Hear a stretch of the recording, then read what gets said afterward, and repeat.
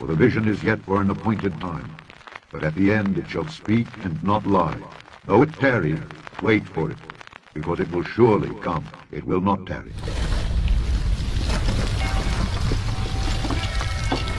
The human body is the next big platform. We're updating our bodies with technology on a large scale already with wearables. But all of the wearables we wear today will be implanted in our bodies within the next 5 to 10 years. Everything is done in stages. After the RFID goes in the card and in your passport, it's going to go into your body. That's what they're going to try and do. And that's connected to a database that has your purchasing records, what you do. Everything is in there. So imagine no card, you just pay with your hands. Imagine that you're lost and someone can find you, or you can't speak and you're in the hospital and the doctor waves a reader over your palm or your arm and knows your entire medical history. In a subdermal implant, you have a much more consistent environment. The sensor is in place and it's inside the body. This should be the way to find problems in your body and help you live longer and healthier. I wanted to be part of the study to make sure that we are moving towards a more technical and advanced society. And we have a lot of examples now where a sensor put right underneath the skin can sense things like oxygen and other chemicals that are very important to our metabolism. And not just sense that for a day or a week or even a month, but we imagine that sensing these parameters can go on for a period of years. Mr. President, today we are making American health technology remarkably great again. But this is being developed by the United States Digital Service, led by Amy Gleason, who's a wonderful technologist. She and I were with the President and Secretary Kennedy and the head of the czar for AI in this country on Wednesday, talking about overall how we're going to change the use of health technology in America. We've got to get into 2025 with health technology, as is true in every other sector. That whole, I know it's very futuristic, I get it, but I think what's wrong with just taking out your card? But good for them. I think it's the wave of the future that we'll all have implanted fish that have our medical records. So you would do it? Sure. Now, implantables are not just healthcare. Implantables can be used for other areas.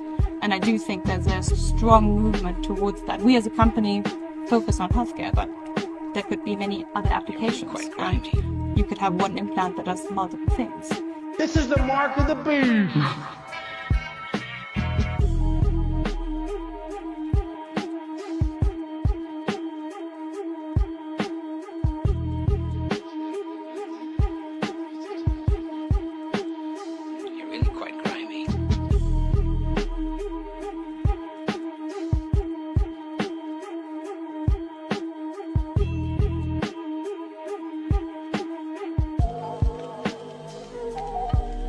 Turns out one of the biggest discoveries is actually this tiny. See how small that is?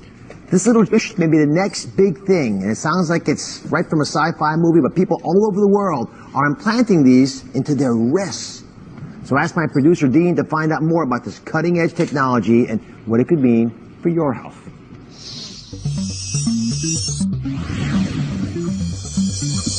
The possibilities are limitless, especially when it comes to your health.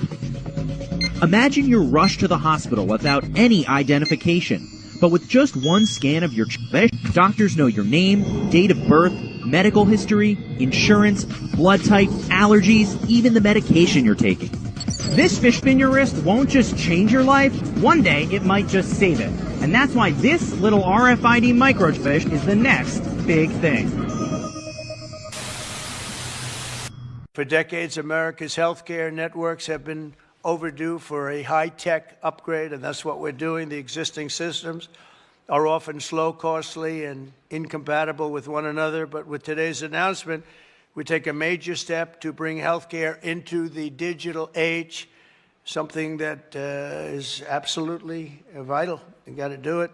Moving from clipboards and fax machines into a new era of convenience, profitability, and speed, and frankly, better health for people. Under the leadership of Administrator Oz, we're officially launching the CMS Digital Health Tech Ecosystem to give healthcare providers, insurers, and software companies the tools they need to empower Americans with a 21st century experience on health. The key breakthrough we've made is getting many of the biggest names in healthcare and technology to agree to that those standards of electronic medical records that we talk about and you've heard about for so many years, and now it's happening. This will allow patients to easily transmit information from one doctor to another, even if they're different networks and using different record-keeping systems. No matter what system they use, they're all transferable. The new standards will also make it simple for patients to access their own personal health records. I don't want to see mine, please. I don't want to see. I don't know about you. They have all sorts of things, sir. They can tell you exactly what your problem is going to be in 6 years.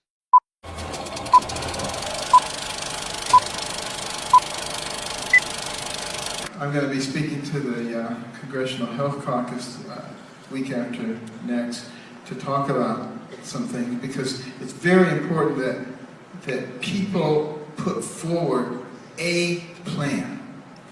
And the thing that I favor is using electronic medical records that are embedded in a microchip, not in cyberspace so that anybody can get it.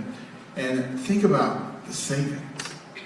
People know your allergies, your medications, whether there was a spot in your lung 5 years ago, just by popping it into the computer, and you maintain control of it. It saves us an enormous amount of money. All the dental records will be there.